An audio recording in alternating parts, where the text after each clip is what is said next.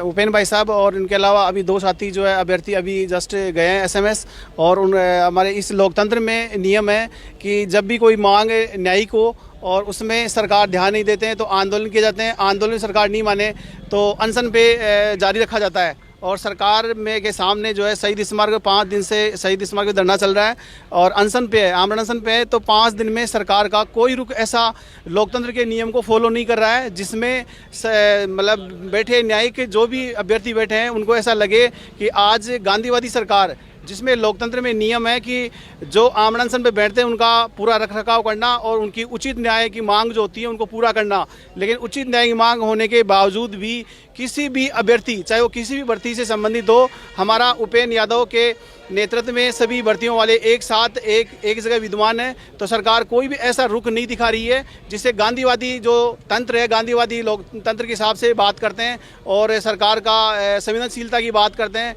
हमें कोई ऐसा रुख नहीं दिखाई दे रहा जिससे सरकार में हमें इस तरह का एहसास हो कि गांधीवादी सरकार का नियम को फॉलो कर रही है। सर, हम फार्मासिस्ट भर्ती से हैं और हमारी फार्मासिस्ट भर्ती की 3 साल से 5 बार एग्ज़ाम डेट कैंसिल हुई है और उसके बाद में भर्ती निरस्त की गई है कांग्रेस सरकार में। और भर्ती जो है 5 बार एग्ज़ाम डेट और 5 बार फॉर्म भरे उसमें। और भर्ती जो है 2018 में आई थी और उसके बाद में कांग्रेस सरकार में 5 बार एग्ज़ाम डेट दी गई, 6वीं बार भर्ती को निरस्त किया गया। उसके बाद में हम 1 साल से बराबर आंदोलन कर रहे हैं। फिर 3-4 साल तक युवाओं के साथ में शोषण क्यों किया गया? क्यों? बिल्कुल सर, बहुत बड़ा मानसिक तनाव है और लोगों की स्थिति ये है कि आज इतने मानसिक तनाव में है कि उनका व्यवहार जो है वो कुछ करना क्या चाहते हैं, उनका दिमाग जो है अवसाद में चला गया है। लेकिन सरकार क्या अवसाद में क्या जो फार्मासिस्ट है वो उनको कुछ गलत करके दिखाए। इससे पहले सरकार के प्रति आंदोलन अनशन सभी चल रहे हैं लेकिन सरकार बिल्कुल भी जागरूक नहीं है। और एक चिकित्सा विभाग में चाहे वो कोई सी भर्ती हो, चाहे वो एलए हो या फार्मासिस्ट की हो, इस तरह से रुख दिखाना तो चिकित्सा विभाग में स्वास्थ्य के प्रति इस तरह से खिलवाड़ करना और भर्तियों के लिए बार बार आंदोलन करना, ये कहाँ तक न्यायोचित है? न्यायोचित तो ये होता है कि जो उचित मांग हो सरकार उसकी तरफ ध्यान दे, अनुचित मांग है तो उसकी तरफ ध्यान ना दे। लेकिन सरकार तो 21 सूत्री मांग में अभी तक एक भी मांग के प्रति कोई ध्यान नहीं दे रही है। एक मांग के प्रति सरकार ने दिया है कि सब कुछ कानून बना रहे हैं तो ये कानून जो है विधेयक बनेगा, पता नहीं कितने समय बनेगा और जब बनेगा तो ये फॉलो नहीं किया जाएगा। हमारा ड्रग एंड कॉस्मेटिक एक्ट है 1940 और फार्मेसी एक्ट है 1948। उसके अनुसार जहां दवा वहां फार्मासिस्ट होना चाहिए, लेकिन ऐसा कुछ नहीं होता है। हमारे मेडिकल स्टोर और जहां की गवर्नमेंट सरकार, जहां के डीडीसी MNDY योजना गहलोत सरकार की मुख्य योजना है, उस योजना में जहां दवा वहां फार्मासिस्ट होना चाहिए, वहां जबकि फार्मासिस्ट ना हो करके दवा वितरण जो है कोई भी कर रहा है, चाहे वो ANM JNM हो, नर्सिंग हो, कोई भी कर रहा हो, जबकि न्यायिक संविधान के तहत ऐसा नहीं होना चाहिए।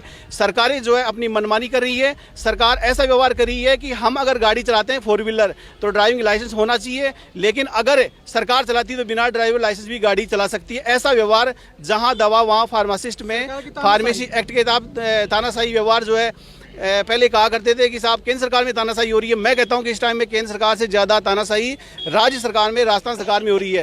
राजस्थान सरकार में मुख्यमंत्री जी अशोक गहलोत का व्यवहार एक राम दरबार जैसा हुआ करता था, लेकिन आज इस समय में उनका व्यवहार ऐसा हो गया है कि हम उनकी कल्पना भी नहीं कर सकते। और इस तरह से उनका व्यवहार होना सरकार को गिराने के अलावा और कोई तरीका नहीं है। धन्यवाद। क्या रहेगी आगे की रणनीति अब? सर, हमारी रणनीति ये रहेगी कि अब 5 जो है हमारे अभ्यर्थी जो है अनशन में बैठे हैं। अगर सरकार नहीं मानती है तो हमारे अब अधिक से अधिक अभ्यर्थी जो है हमारे अनशन में बैठेंगे और अगर सरकार मांग पूरी नहीं करती है तो हो सकता है कि अनशन पे बढ़ते बढ़ते संख्या बढ़ेगी और हॉस्पिटल में ICU बेड पे हर जगह हमारा अभ्यर्थी जो है वहाँ पे एडमिट होगा। और उसके बाद में हमारा धरना यहाँ से हम चाहते नहीं और हमारा संविधान में लिखा हुआ भी नहीं है, तो हो सकता है कि लोग इतने ज़्यादा भावुक हो जाए कि कहीं SMS के सामने धरना ना देना पड़ जाए। इसलिए सरकार को चेतावनी है कि मुख्यमंत्री जी अशोक गहलोत जी को कि उनके जो न्यायिक जो